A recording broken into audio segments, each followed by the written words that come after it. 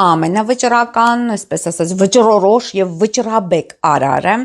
դա փետրվարի 28-ին սկսված ԱՄՆ եւ Իսրայելի զորքերի համատեղ հարձակումը Իրանի Իսլամական Հանրապետության դեմ, որը որ ես բազմիցս դա նշել եմ իմ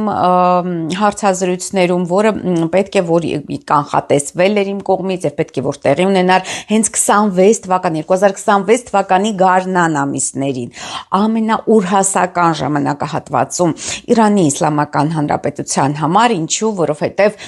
երկու բարձրագույն մոլորակներ սահմանափակումների,